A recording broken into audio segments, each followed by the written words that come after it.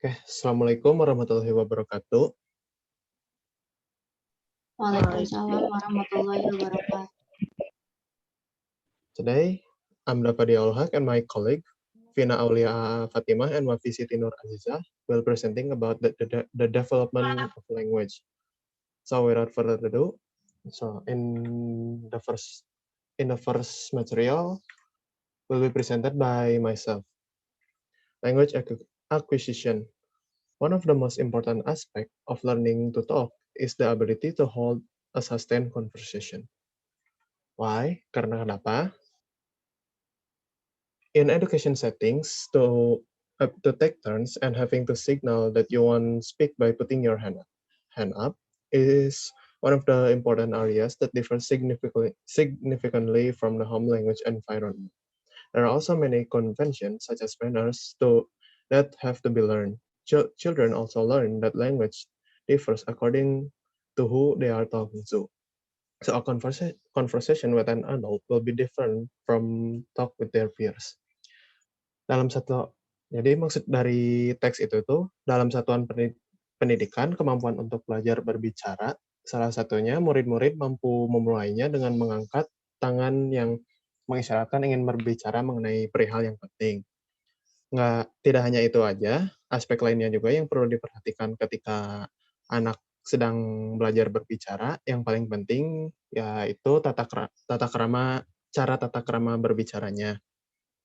Selain itu juga, ketika sang anak belajar berbicara, sang anak pun otomatis akan memerhatikan dengan siapakah ia sedang berbicara, kayak bila bila dianya sedang berbicara dengan sebayanya, otomatis dia juga akan menggunakan bahasa atau cara berbicara dengan teman sebayanya. Dan sebaliknya bila sedang dengan orang tua, dia pun akan menyesuaikan cara berbicaranya dengan orang tua. Selanjutnya, stage children development. Nah, pada stage children development ini ada 3 buah bagian. Yang pertama, syntactic development, second is lexical development, and the third is phonological development. Nah, pada pengembangan sintaktik ini, tahapan utamanya memiliki suatu ciri yang cukup mencolok. Si anak itu mulai menyebutkan satu, lalu 2 kata, dan seterusnya. Terus yang keduanya, lexical development, yaitu cara si anak mulai mengerti tentang suatu kata. Contohnya seperti mulai menyebutkan beberapa jenis daging seperti daging ayam, daging sapi, dan lainnya. Nggak cuman itu, salah satu yang paling mencolok juga, pengembangan leksikal, sang anak akan mengerti tentang sinonim kata dan antonim kata. Dan yang terakhir, phonological development, adalah pengembangan fonologi. Dalam tahap ini, si sang anak itu mulai berkembang cara bagaimana mengendalikan pita suara mereka, seperti naik turunnya dari penyebutan suatu kata kayak dari artikulasi tertentu. And next, ini contoh pengembangan sang anak dari mulai awal lahir sampai beberapa bulan kemudian, kayak dari bulan kedua, bulan keempat, dan seterusnya. Ini juga sama. Dan yang terakhir yang ini.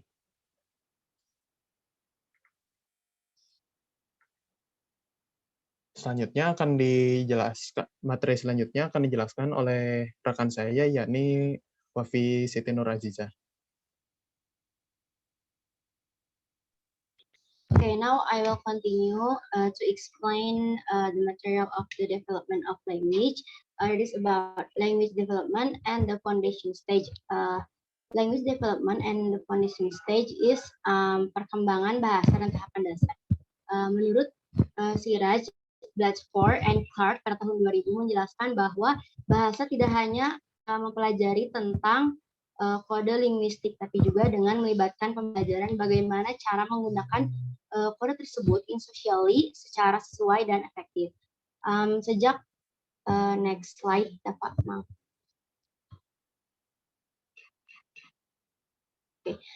Sejak usia dini, anak-anak belajar melalui bahasa. Mereka juga belajar menggunakan bahasa dan mereka juga belajar tentang bahasa.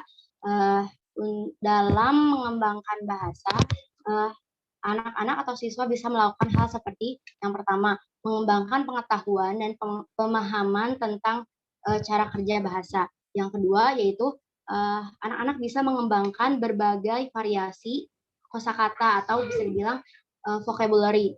Terus anak-anak bisa mengembangkan bahasanya dengan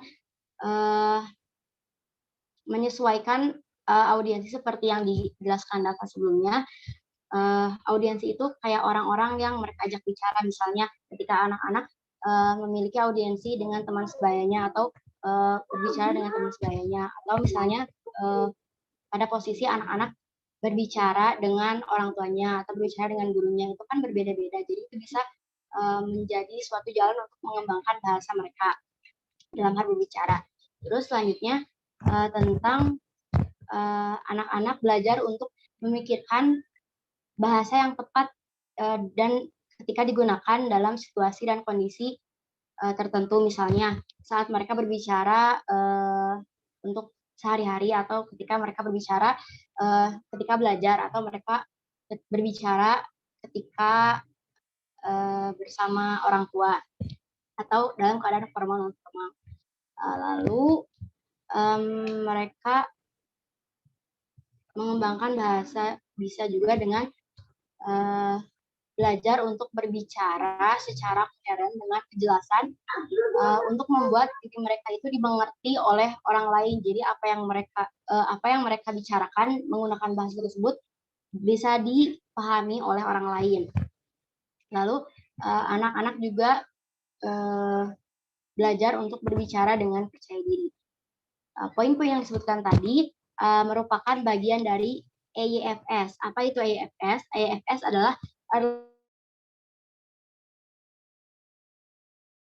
foundation stage adalah kerangka pembelajaran dan pengembangan in earlier setting for children from birth to 5. Dari lahir sampai usia 5 tahun. Ini menekankan hubungan yang lebih terbuka antara berbicara dan mendengarkan dan juga menulis. Kenapa? Because a children develop speaking and listening skills, they build the foundation for literacy, for making sense of visual and verbal sign, and ultimately for reading and writing.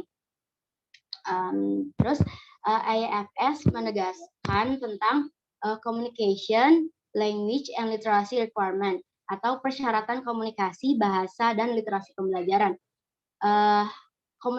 Communication, language, and literasi requirement adalah tentang kompetensi anak dalam berkomunikasi dan berbicara. Juga dalam mendengarkan, dan juga dalam hal menulis dan membaca. Lalu ketika kompetensi anak-anak dalam hal berkomunikasi, berbicara, mendengarkan, dan juga menulis juga membaca harus diberikan dukungan dan diberikan kesempatan untuk menggunakan keterampilan mereka dalam berbagai situasi dan dalam berbagai tujuan. Ini juga membantu mereka merasakan dorongan untuk lebih percaya diri. Dalam communication and language literacy requirement ada dua hal, yaitu language for communication. Next slide. Dalam communication, language and literacy requirements ada dua hal, yaitu language for communication and language for thinking. First is language for communication or bahasa untuk komunikasi. Itu adalah tentang belajar di mana anak-anak belajar dalam suatu kelompok untuk belajar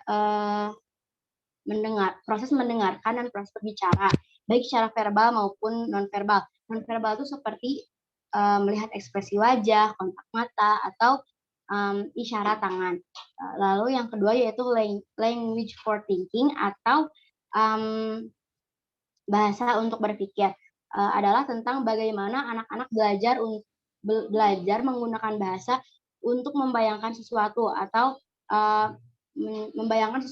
menciptakan sesuatu. Contohnya seperti saat mereka belajar menggunakan bahasa untuk memerankan suatu tokoh atau memerankan suatu gerak-gerik hewan misalnya.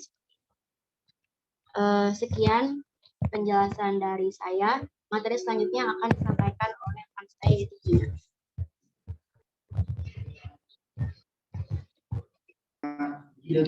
Talking and listening in education and practice policy. Before the 19th century, the idea that speaking should be an important part of the English language, A. Wilkinson, oral Eng. The 14 terms that are suggested for oral ability or erudition, people who have the ability or call orate. Jadi speaking dan listening itu adalah hal penting dalam pendidikan bahasa Inggris. Tadi kemampuan dalam keterampilan secara lisan adalah orasi dan orangnya adalah orator. Karya Wilkinson lah yang menjadikan speaking and listening menjadi bagian dari program studi kurikulum nasional untuk mata pelajaran bahasa Inggris. Karena walau undang-undang tentang ini sudah ditetapkan sejak lama, masih banyak perdebatan dan menganggapnya lemah dalam studi ini. Dapat next, please.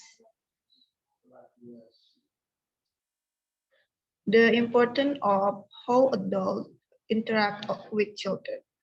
At this point, it cannot be taken lightly.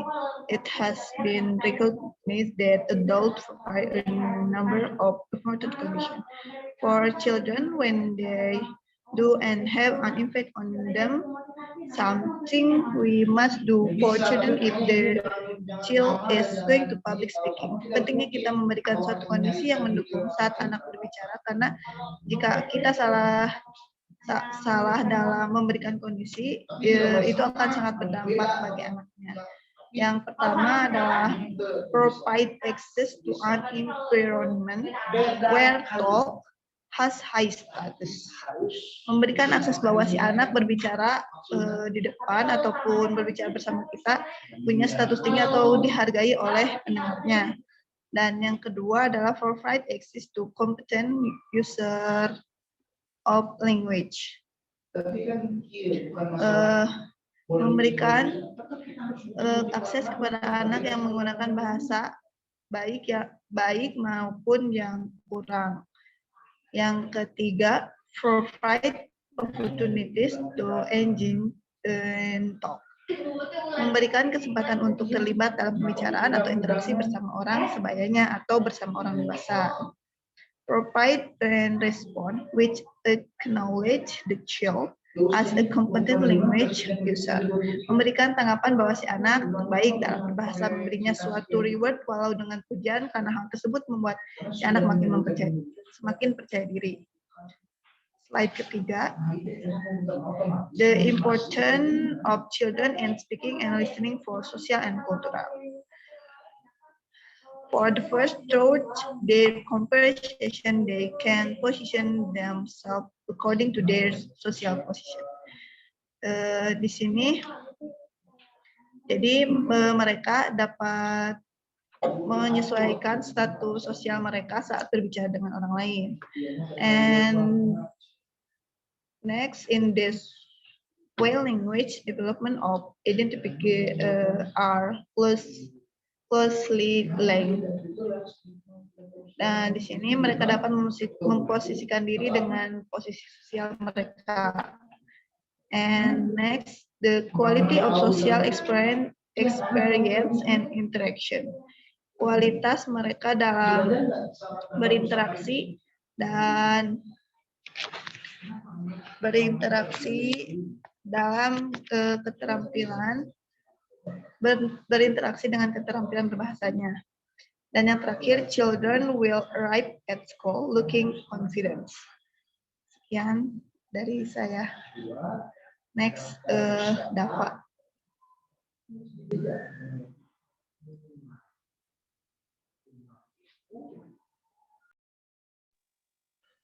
So the next is about speaking and listening in the national curriculum. At the case stage 1, the national curriculum conceptualize work in subject and listening dalam kurung IN1 dan reading pada IN2, writing pada IN3 as part of the subject of English.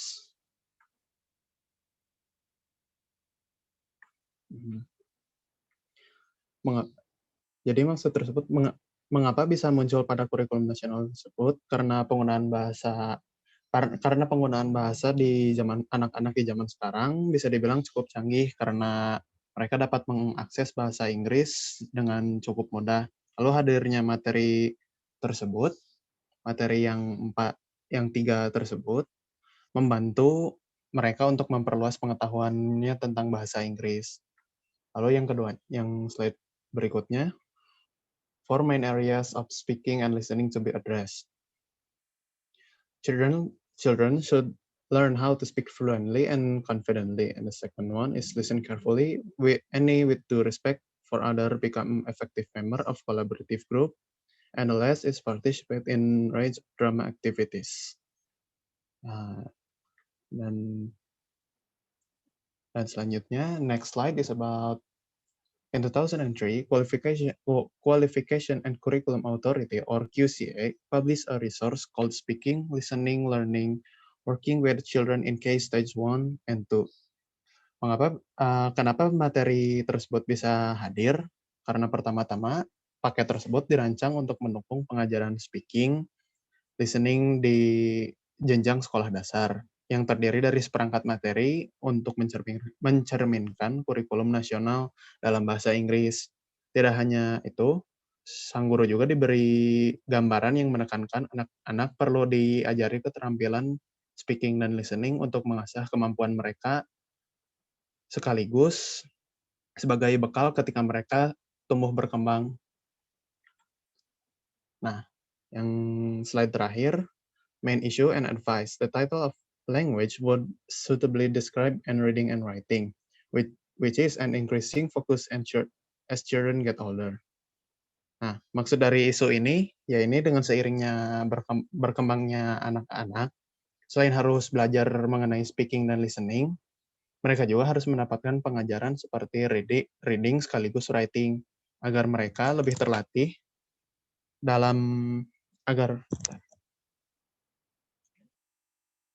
agar mereka lebih terlatih dan mahir dalam penggunaan bahasa Inggris baik secara lisan ataupun tulisan.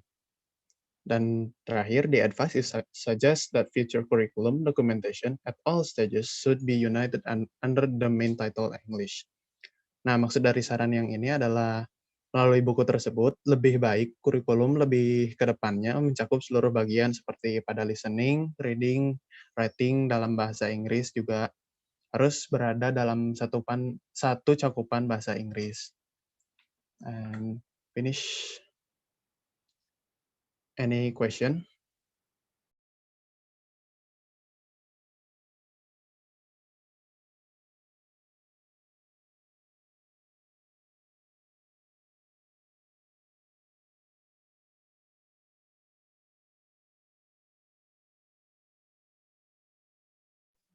Apa ada pertanyaan, teman-teman?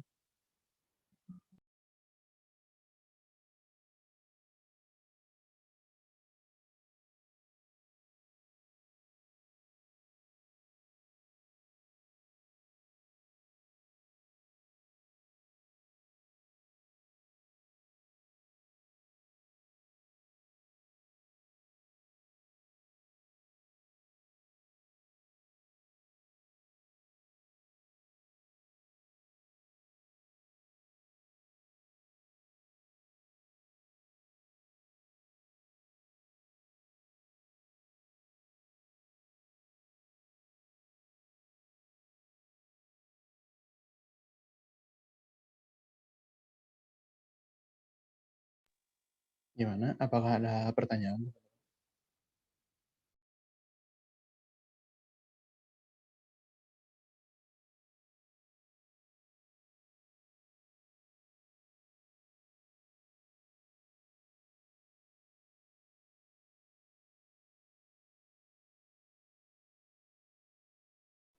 Yeah, if no questions, maybe it's enough. You have talked a lot.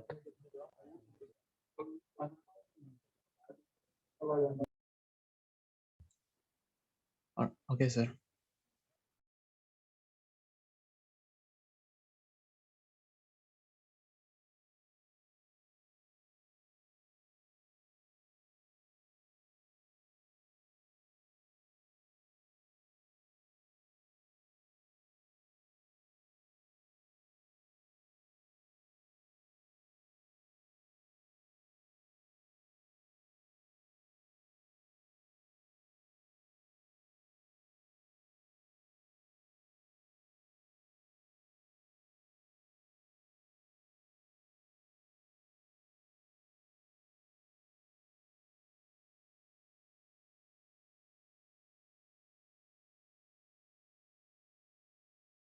Okay, if there's no question, I will close this session. And thank you everyone for attending this session. Wassalamualaikum warahmatullahi wabarakatuh. Waalaikumsalam. Waalaikumsalam warahmatullahi wabarakatuh. Wabarakatuh.